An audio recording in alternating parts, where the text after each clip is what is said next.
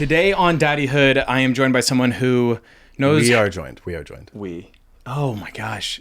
I have a co-host this year. You're going to have to bear with me. Why was it a solo podcast? It was a solo podcast last year. Oh, I see. Okay. We can leave this part in because this is as real this as is it marriage. gets. This is marriage.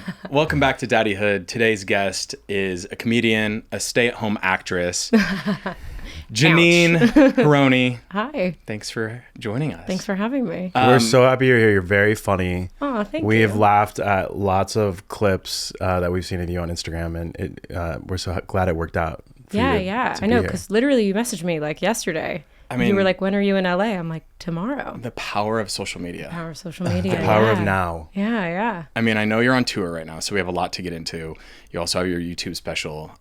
But you and your husband make such like a power. You guys are like a power couple. Oh, that's so sweet. Your socials are incredible. Oh, the creativeness, the comedy, just the relatability. I think that's what, when you go through your comments, everybody's like, oh my gosh, like finally, like I can relate to this. This is real. Weirdly, I think becoming a parent, I feel like gave me a vision because nobody tells you how hard it is. Like, I feel like it's a pyramid scheme. All my friends who had kids before me were like, you have to have a baby. And then I had a baby and my son has not slept for like a year and a half. And they're just like, yeah, it's hell. And I'm like, why didn't you tell me this before? Well, can you tell? So obviously you like carried your son and gave birth to him? Yes. Yeah. Okay. So we have heard from, obviously we did not. We did not. I can't relate to this, but apparently. Which I'm so jealous of, by the way. It was, my God. It was really nice. It was a beautiful 9 months for us. It was a quick recovery. I know you've probably covered this so much in season 1, but can I just ask? So was it adoption? Was it it was a through surrogate? IVF. So we did Yeah. egg donor, which is a separate woman than our surrogate. Yeah. And then we made embryos with the egg donor. Right. And then we did an embryo transfer to our surrogate. Wow. And she carried for 9 months. And how did you decide whose sperm was going to win? We told the doctor to pick and choose, and we wanted our family plan is one of each. Right. And we didn't really want to know for many different reasons, but. So do you not know now? No. Wow. And it's really cute because both of our moms are like, oh, he has the like, the brown eyes or like the Underwood chin or like, It's cute. And when we post him, people under the comments be like, it's your mini me. And then when he posts, it's like, he's your mini me. Exactly like you. So obviously you. So I don't know. It feels good. Yeah, that's really feels nice. good. So the doctor knows, but you don't know. Yeah. Correct. Right. So then if you have another one, the doctor will know again. He knows to put the other one in. Cool. Wow. Yeah. But what I was going to ask you, so what I have heard is that for women who give birth, there's some actual biological mechanism that you kind of forget how painful and hard it is, or else no one would ever do it again. That did not happen Did for not me. happen for you. Okay. Have you heard that before though? I have. Yeah. Okay. Yeah. But every time my husband brings up the subject of having another kid, I'm like, over my dead body. I'm like, when you have another wife, you can have another kid. Yeah. I found the whole process, I don't know honestly how surrogates do it, because I found the whole process just like, I really felt the injustice of my gender. I just felt like it is so unfair. My husband just got to do his favorite thing. Mm-hmm. Like he just did his favorite thing one night in December, and then 9 months of pain and torment, and then I gave birth. Well, so like, tell me what you think of this analogy, because like there is nothing that I can think of that I enjoy less than running. I have to trick myself into, like, if I'm playing like tennis or like something, like I can run, I can do it. Mm-hmm. But if someone's like, get on a treadmill and run 3 miles, I'm like, to me, like that is kind of torture.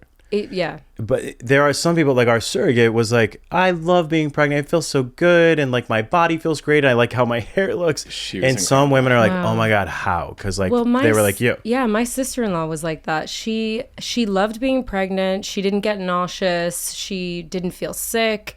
And then she gave birth to 2 babies in her apartment. Like she just, no medication, no doctor needed. She just popped them out in her bed. Wow. And I was the exact opposite. I was sick for every day for probably like 4 months straight. Yeah. And we had a miscarriage before and then got pregnant straight away. So actually I had just been in the first trimester for like a year because we had back-to-back pregnancies. Yeah. And then I was so afraid of giving birth that I just elected to have a C-section straight away because I just thought, I've never done this before. But doctors have done this literally hundreds of times. And so I thought, I'll just lay back, let them do it. And that's its own whole thing. I mean, you hit on that in your special as well. Yeah.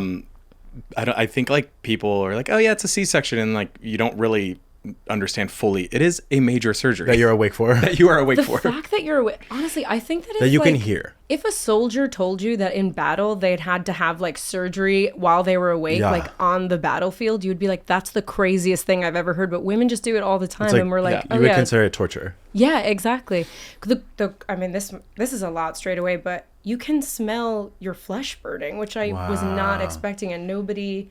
They've done it so many times, so they don't even think of the things that you might find weird or alarming. I Wait, found it like Can truly you, terrifying. Can you share your joke about that you were at a teaching hospital?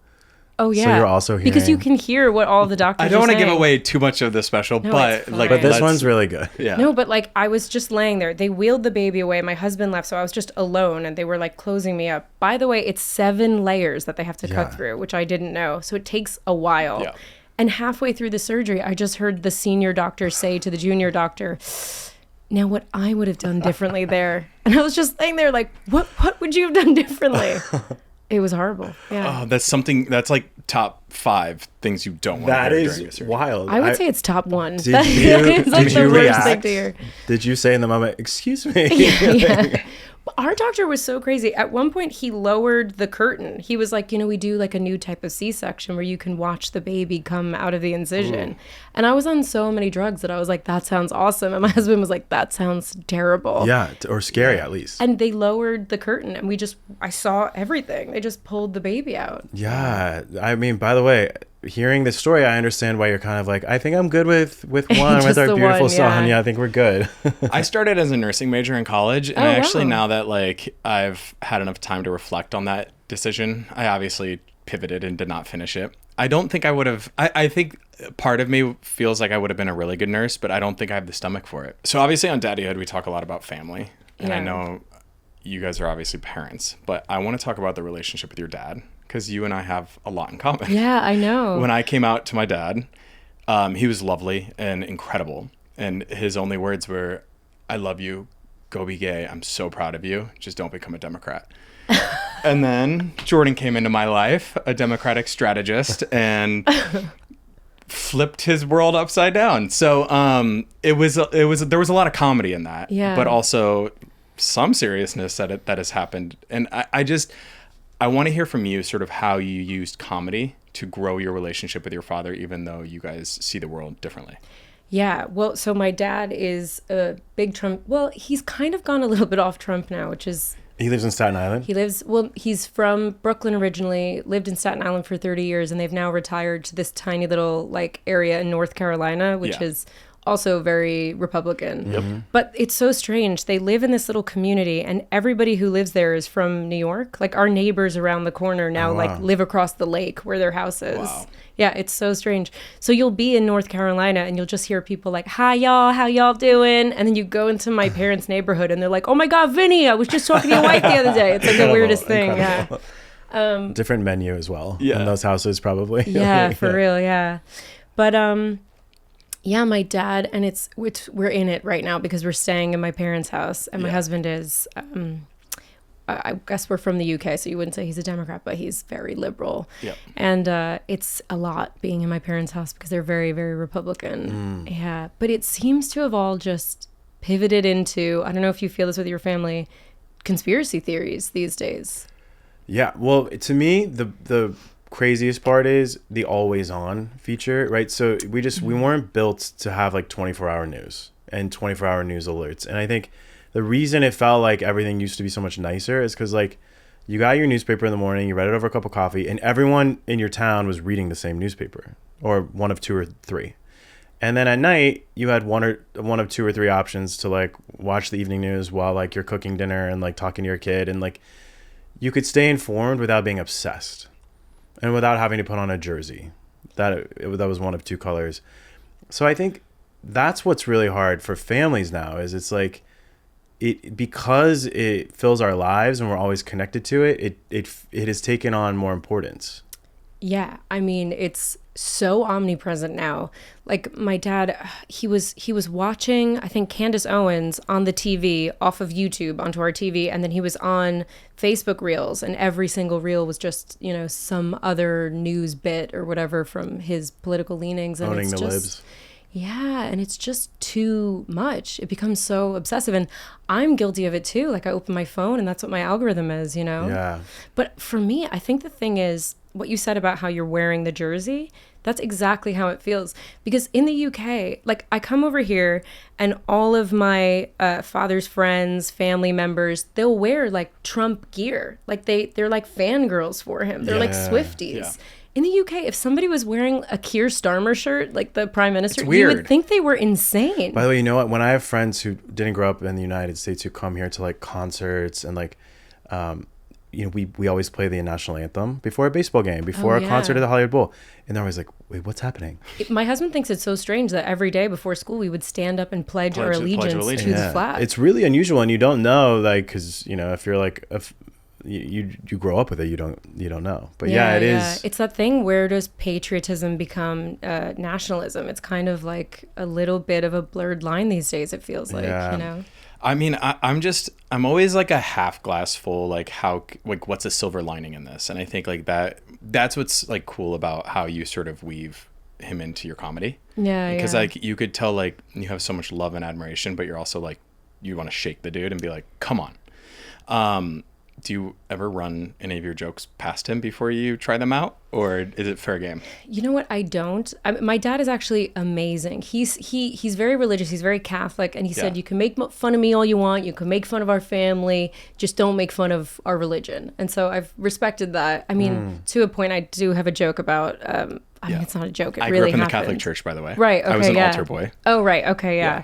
So my parents were really insisting. This is in the special, but my parents were really insisting that we get married in a Catholic church, and we just did not want to do that. I'm not very Catholic, but I still believe in God. I feel like I'm spiritual. My husband is a huge atheist, and he did not want to do that. And he grew up in Ireland, which was dominated by the Catholic Church and lots of corruption. And so he was staunchly against it.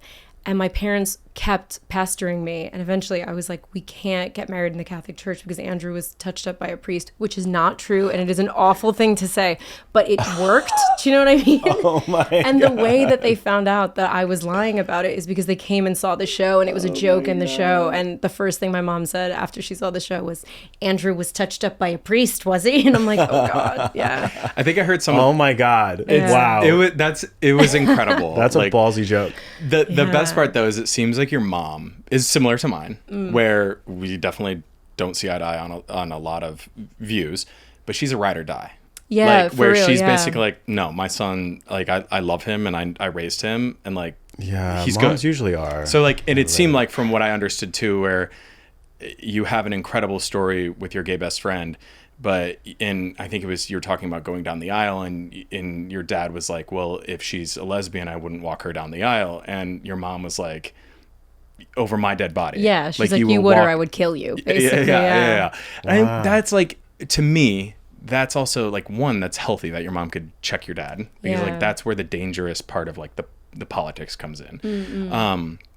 But then two, it's just sort of beautiful to see in a family. I also think that if I was gay, my dad wouldn't feel the way that I think it's so easy to other people when it's not someone in your family, when it's Yeah. not someone that you know and love and understand. I think it's Yeah. easy to monster them.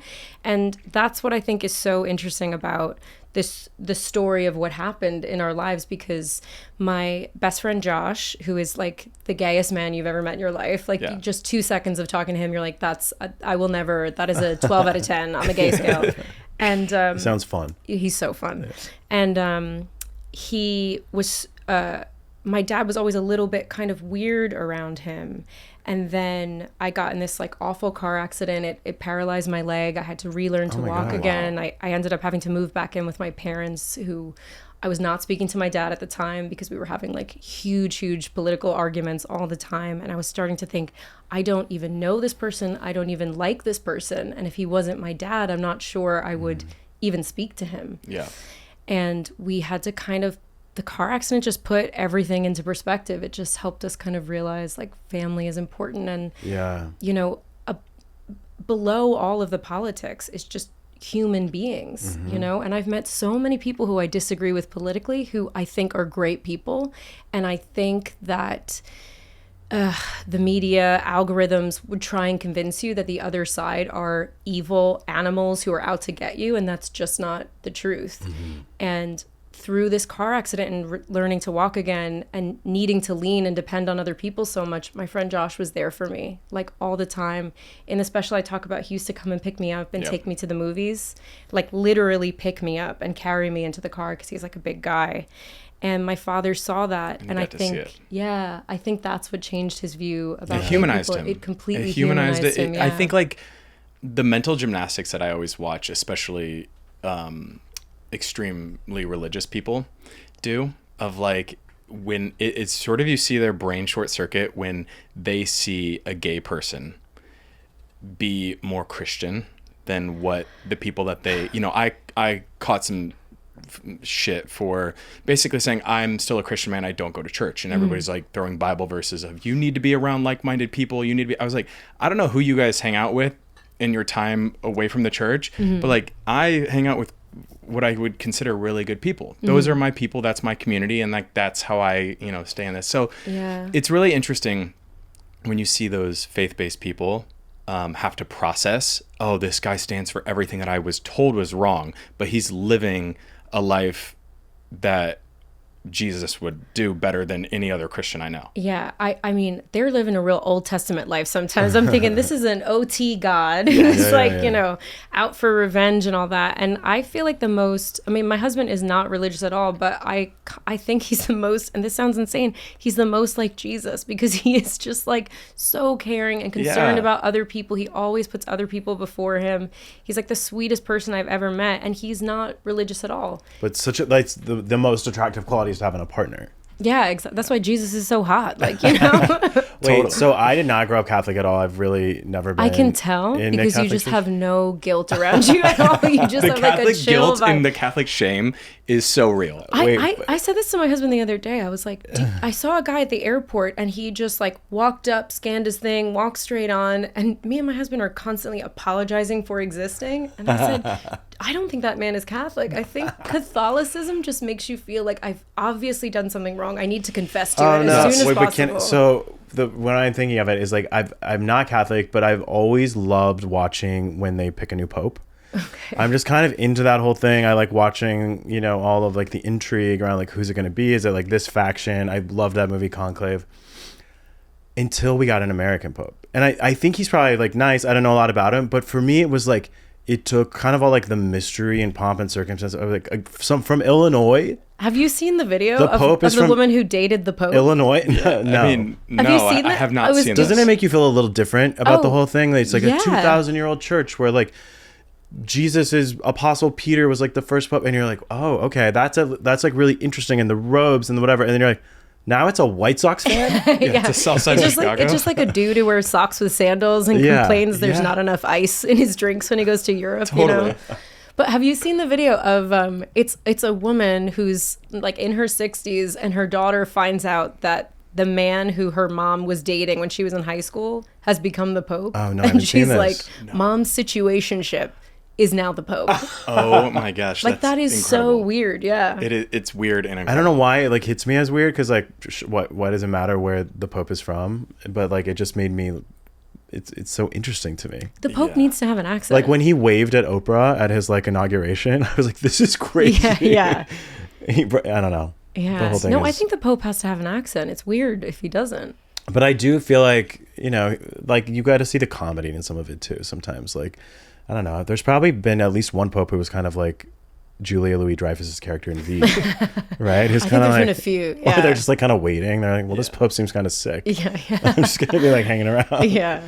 I don't know how this became a Catholic podcast. I was gonna say, I think we'll transition to Andrew's with you, right? He is. So yeah. does he come to?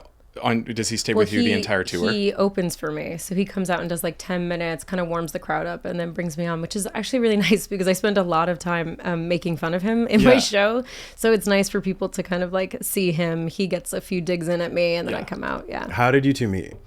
He will hate this. He was my teacher at drama school, but he was only 28. Honestly, hot. Yeah, it's super hot. I know. He was like the hot teacher at drama school that all the girls wanted to bag, and I was like, Hold my beer. Yeah. Yeah, no, Incredible. he's such a little nerd. We were editing our short films together that he was editing, and I kind of like pulled my chair up next to him, and he loves like indie music, and so do I. And I was like, do you know like the Talking Heads? And he was like, yeah. And I'm like, I think that song would be good. And he was like, wow, yeah, I think it really fits really well in this scene. And then nothing happened. And he really wants me to say that nothing happened while I was his student. And 2 years later, he popped up on a dating app. And I just like messaged all the girls in my WhatsApp group. And I was like, Andrew Nolan's single. And they were like, go for it. So Amazing. Yeah. Cool. I love that. And how is it working with him? Because it's somewhat of a working relationship, and we are now in a working relationship too, as the new co-host. Yeah. How is that? Like it definitely has its ups and downs. It has more ups than downs. I trust him more than I trust anybody else. Yep. He has impeccable taste. He's so talented.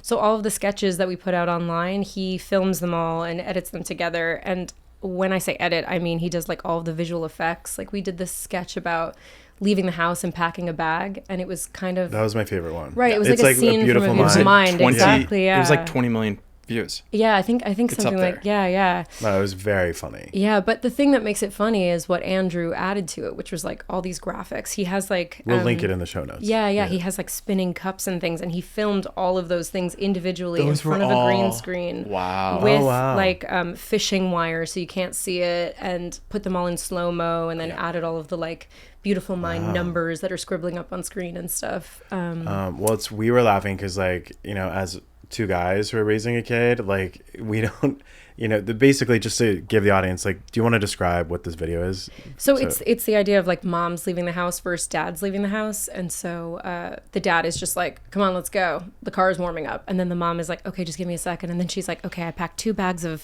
food. He has to have a snack in 2 hours. He has to have this, and that. And it's all the sort of like mental math that you have to do that goes on just inside of a woman's head.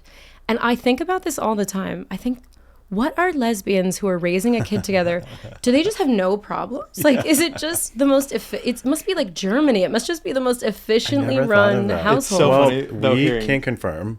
We have been like, we'll go to like a brunch or something, and we're like, okay, like, you put him in the car seat, I'm grabbing this. Oh, I got to change his diaper before we go. We got this and this and this.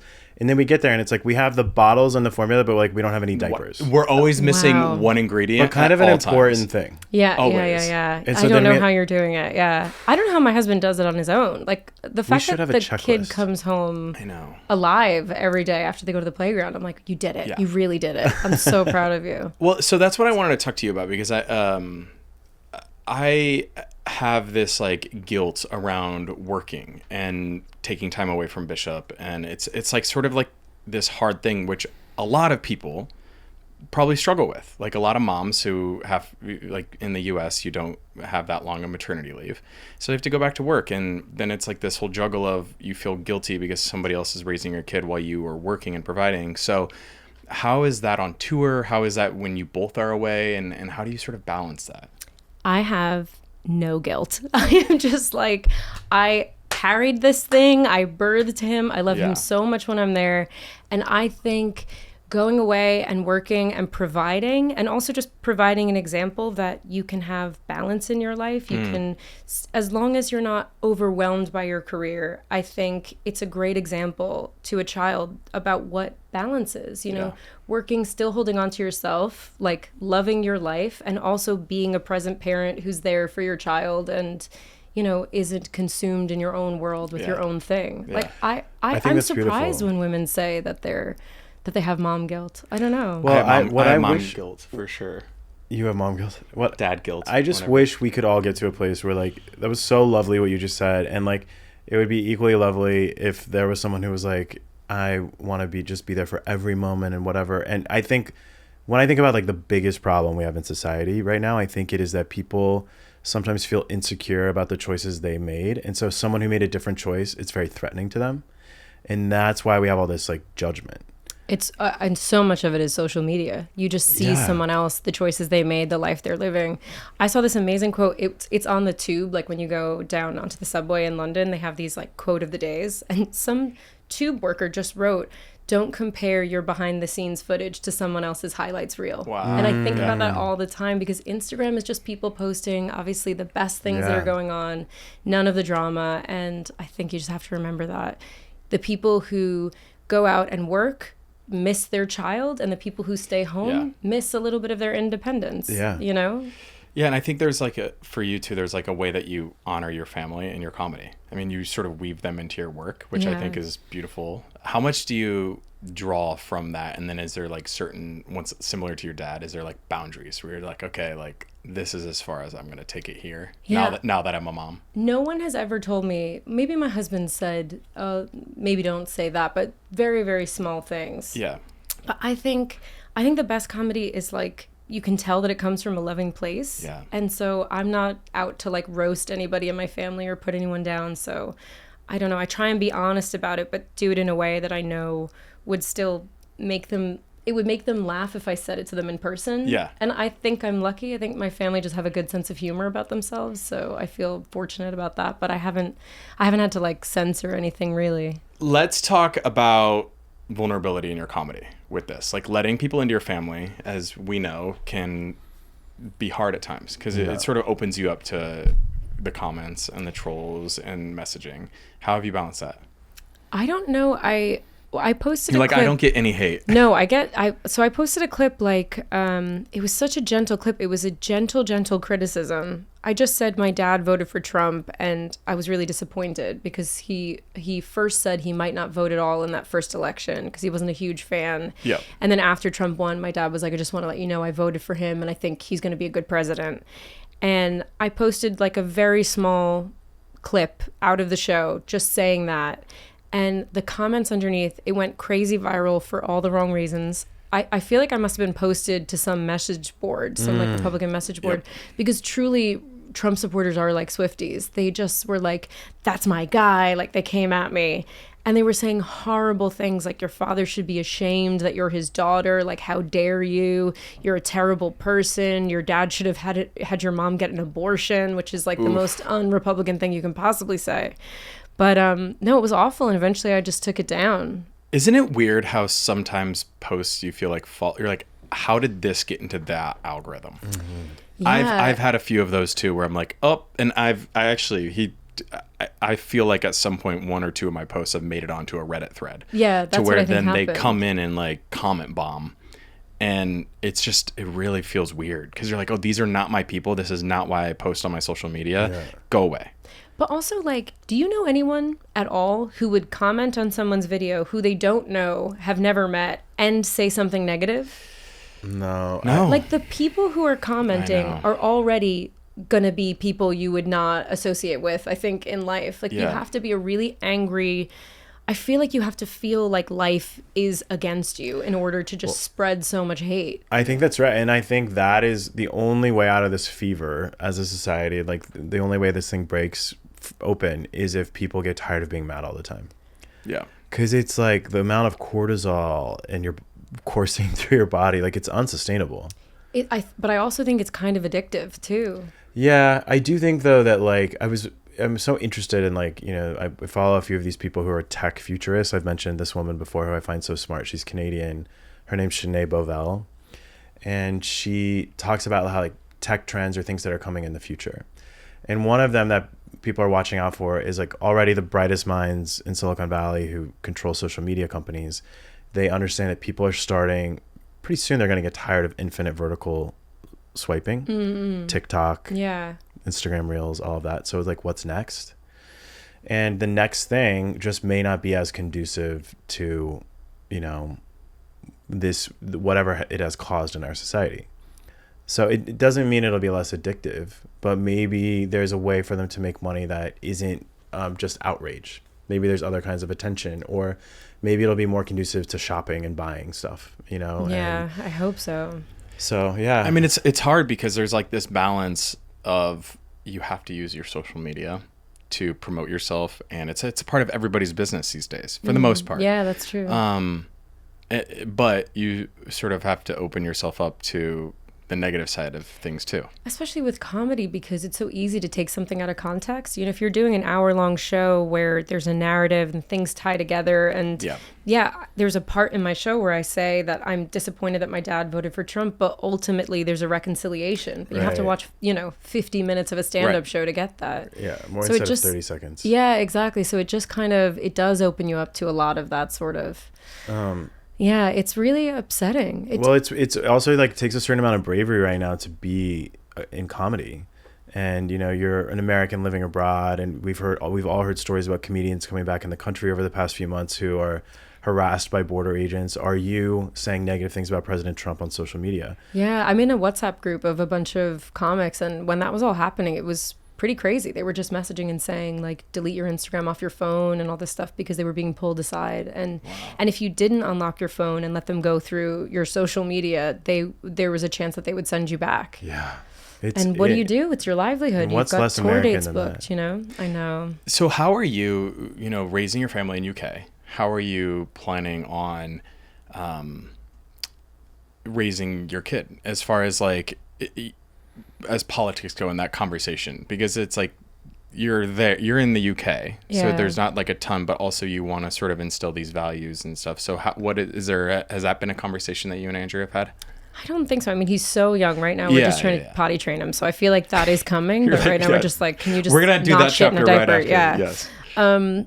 Yeah, I don't know. I mean, you don't want to push anything too hard because, I mean, my parents are both Republican and I'm not Republican. So I don't know. I think a lot of it is just teaching your kid to be a critical thinker, figure out what they believe about things and just encouraging them to go down that path and hope they don't, I don't know, buy a bunch of guns and protest outside of an abortion clinic. I don't know. How long have you guys been in the UK now? So my husband is from Dublin, and he's been in the UK for like 20 years, and I've been there for like maybe 15 years now. So a while. It feels like home now. Yeah. Well, your accent is impeccable. I know, it's weird, isn't it? I've heard it come through a couple times. Not like your accent, but I'm like trying straight so away. hard not to do I it feel too. like it's not really your accent. It's just like I feel like straight away is like a word that my British friends use a lot. You know what it is? Remember when Madonna was married to, was it Guy Ritchie? Yeah. And then everyone was like, oh, suddenly she's British, you know? And I feel like I made fun of her too, but it is so hard to live somewhere for so long and not like adopt some of the natural. lingo. Yeah. Well, and you start to talk with like the cadence of people around you too. I know. But I remember first so moving over and meeting like students at my drama school who'd been there for 3 years who were American and they'd been there for longer than me. And I was like, they sound fucking crazy. And now I am them. I can't stop. I think it's super charming. I wanted to ask you, who are some of your favorite comedians? I love John Mulaney. I love Nate Bargatze, he's like a clean comic, very funny. He just hosted the Emmys. Yeah, that's right. Yeah. I love Chelsea Peretti. She's so funny. I wish she'd put another special out. Yeah, a bunch. Cool. Nice. Are you guys into stand-up? Yeah. Yeah, I love crowd work. Oh, right. Yeah. So like the Matt Rifes. Yeah. I really like Sam Morrill.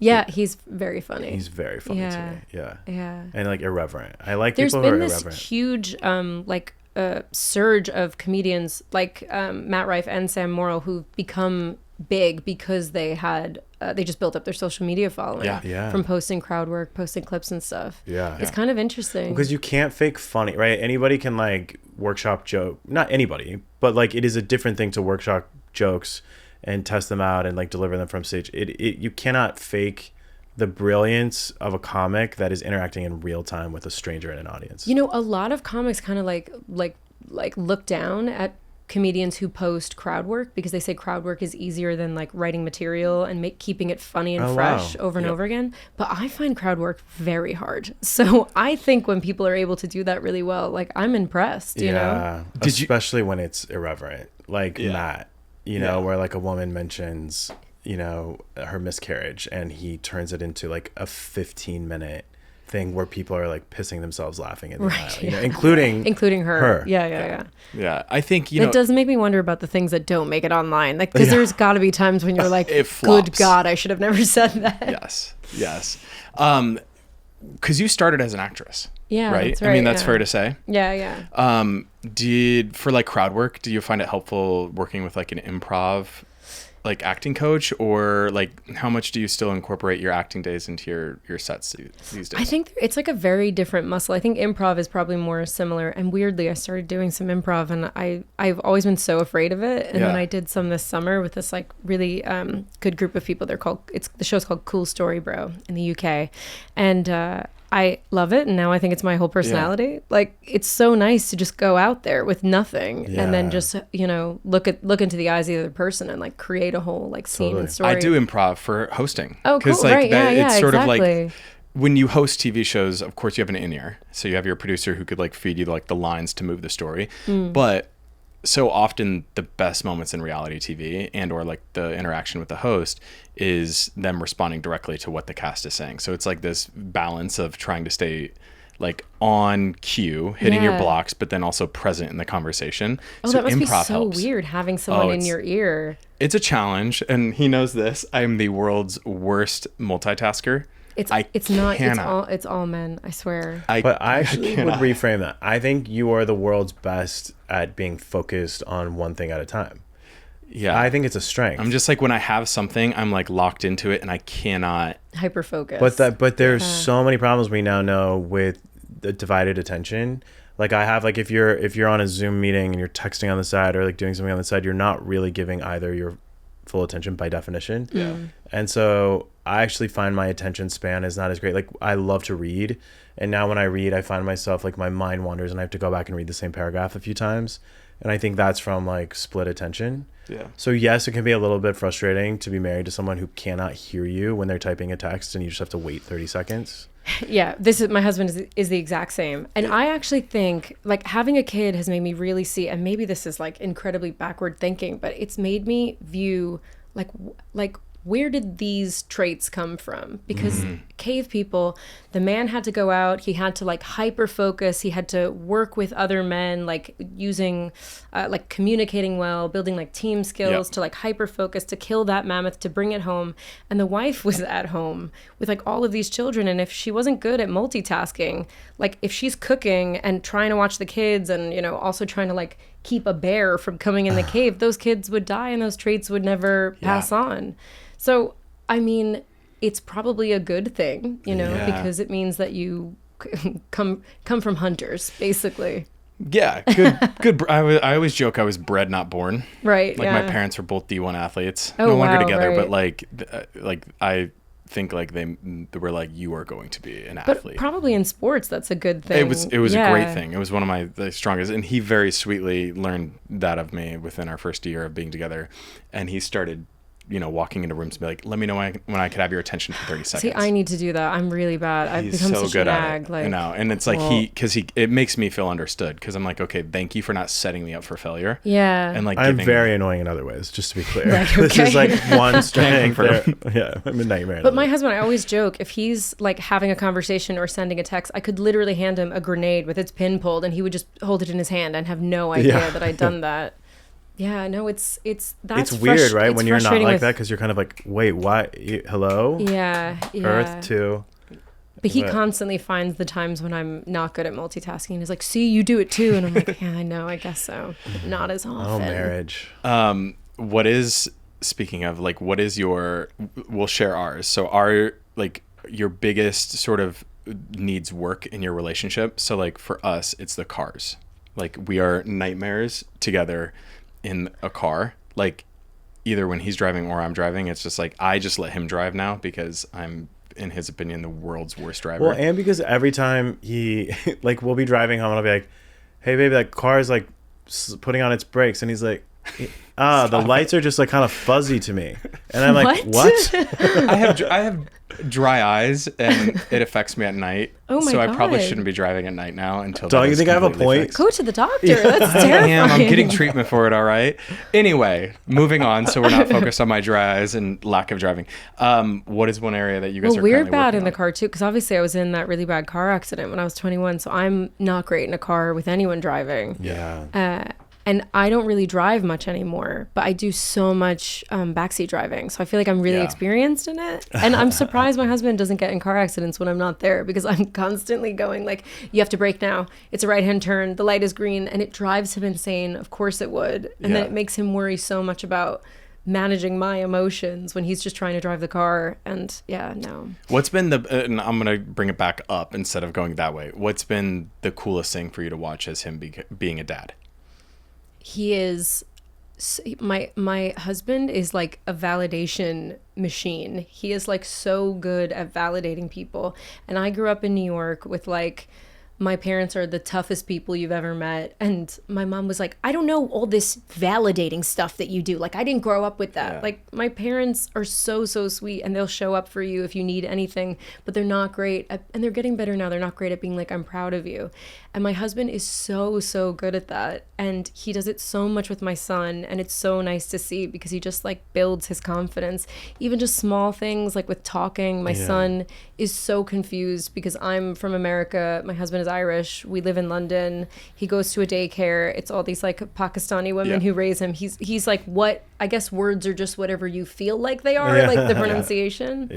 And so my husband's been really, really good at encouraging him to speak more, because he took him a long time to start talking. And I think, it's so nice to see that side of it, because it's something that I lacked when I was growing up. So it's nice to know that, because I'm probably not that good at it either. So How much longer are you on tour?